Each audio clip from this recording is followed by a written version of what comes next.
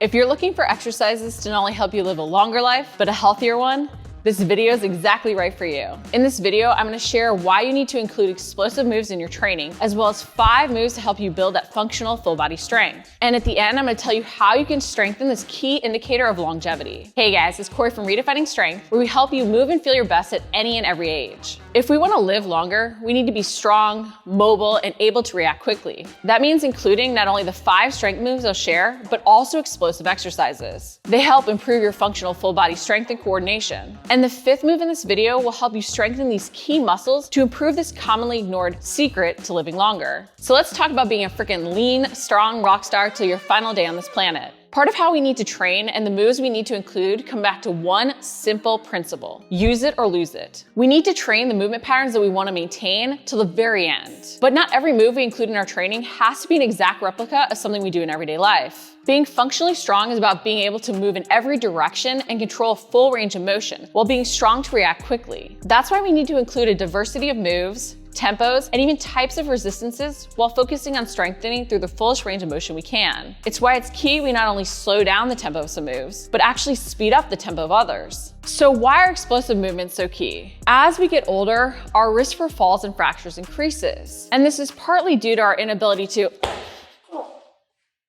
catch ourselves and react quickly when we stumble and trip. We need to maintain our mind-body connection so we can recruit the correct muscles quickly to respond and help us avoid injury. This is why including some explosive and even jumping movements is so key. By performing these moves that require speed, power, and coordination, we can keep that mind-body connection strong so we can react quickly in everyday life. Including these moves that are fast-paced and require a lot of muscle groups to work together in a coordinated fashion improves our coordination in a controlled environment. I know that explosive and jumping and balance and coordination testing movements can feel awkward and frustrating at times, but they're so key to include. If you can't do super high impact exercises due to injury, consider things like the agility ladder, med ball slams and throws, kettlebell swings, or even other movements where you move as quickly as if you were going to leave the ground, like bodyweight squats, but only coming up onto your toes. But don't avoid the moves that challenge your mind and not just your body to respond. This ability to recruit muscles quickly builds strength as well. We have to remember that the more we use muscles, challenge ourselves through that full range of motion, and really challenge ourselves to respond quickly, the more mobile, stable, and strong we're going to stay for everyday life. Now, what are 5 strength moves you should include to complement that explosive and coordination power work? Move number 1 is step-ups. Step-ups are a move we find ourselves doing almost every day in everyday life, whether it's stepping up onto a curb or going upstairs. They're a functional leg movement that we really need to train if we want to avoid hip, knee, and ankle injuries. By performing this movement in the gym, we can keep our hips and knees strong. They're also a unilateral or one-sided exercise, which makes them extra valuable as they can make sure we don't perpetuate imbalances or overuse one side due to weakness or previous injury. Now, if you're thinking, great, step-ups hurt my knees, don't stress or worry. While they can be blamed for knee pain, learning to control this movement pattern actually helps us avoid knee pain as we get older. Because if we can't control knee flexion, we're going to struggle sitting down to the toilet or going upstairs. We need to learn how to correctly load our glutes and prevent our knees from caving in. When you do this step-up, think about your foot as a tripod. 2 points in the ball of your foot and 1 in the heel. Firmly press through all 3 points to move to stand on the box. Focus on feeling that glute as you drive up to keep that knee in line and avoid it collapsing in. If you find you struggle due to previous injury, not only can you start with a lower box, you can do a top-down movement that will help you load your glutes more. It's a more hip-dominant exercise because you're actually hip hinging to lower down. Move number 2 is the single arm anti-rotational row.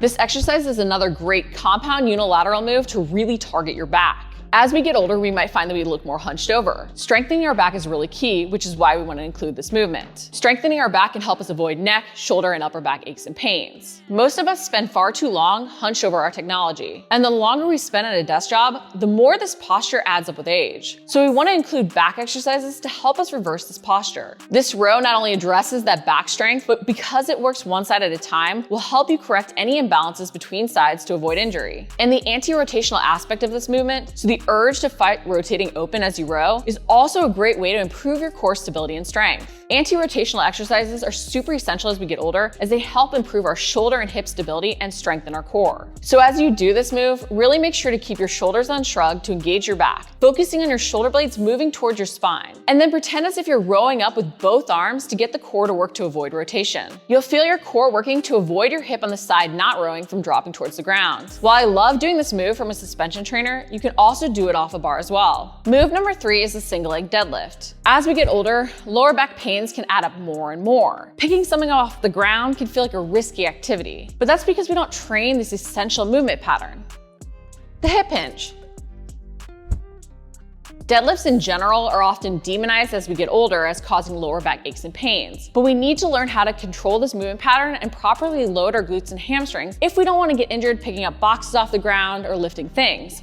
We want to know how to hinge over without loading our lower back so we can actually engage our hamstrings and glutes correctly. It's key that we train this hip hinge movement pattern just like we train active knee flexion during the step up. It's why I love the single leg deadlift. This variation of the hip hinge not only helps you strengthen those glutes and hamstrings to protect your lower back, but it also works to improve your balance and core stability. And better balance has been linked with longevity. When you do this move, make sure to truly sit back as you hinge over. You aren't just leaning forward. You're thinking about pushing your butt back to touch the wall behind you as you bow over. Don't just round and reach forward to try and squat and bend your knees to sink lower. If you struggle with a full single leg variation and balance, as it is a tough unilateral move, start with a slider or even an 80-20 variation. In the video description, I'll share a video with an in-depth tutorial on form and modifications. Move number 4 is the rotational chest press. To make sure that you're really addressing all movement patterns and keeping yourself functionally strong, you want to include pushing, pulling, squatting, and hinging in your workout routine. And you want to include anti-rotational moves like the row variation I mentioned, as well as rotational exercises to strengthen your core. While anti-rotational moves help you avoid unwanted rotation of your spine to protect it, rotational moves help you learn to power rotation properly so you don't overload your lower back. And with this press variation, you not only strengthen your core, but also your chest, shoulders, and triceps. It's also a unilateral move to help you stay mobile and strong while avoiding and correcting imbalances. To do this move, you will want to use a staggered stance with the foot back on the side that's pressing. And while you are rotating open and then away, don't make this a bigger movement than you need, letting your hand drift back and away from your chest as you rotate towards the anchor point. You also don't want to end up just rotating through your lower back. Make sure you feel your obliques really working as you twist. And don't shrug your shoulder. At the end of the press, you can reach slightly out. This will work your serratus anterior and help with that scapular mobility and stability. However, make sure that you aren't reaching out so far that you end up leaning forward. You want to focus on powering that press with the rotation as well. Especially if you are trying to build up your push-ups, this is a great accessory move to include. Move number 5, the unilateral farmer's carry.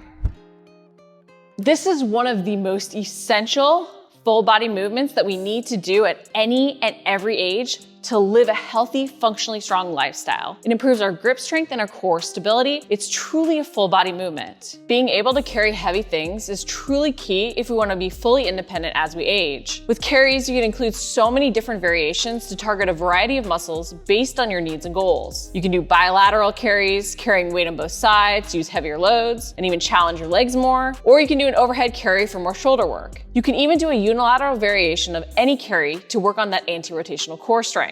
When you do the unilateral carry, walk as if you're carrying a weight on both sides and avoid leaning. This is what gets you that anti-rotational or anti-flexion benefit and works those obliques to stabilize. It's key we include a carry variation in our workout routines, not only because of the full body benefits and because we carry things in everyday life, but also because of how important grip strength is to longevity. Grip strength is a key indicator of lifespan, and it's believed to be an indispensable biomarker for older adults. A stronger grip has been linked to better health.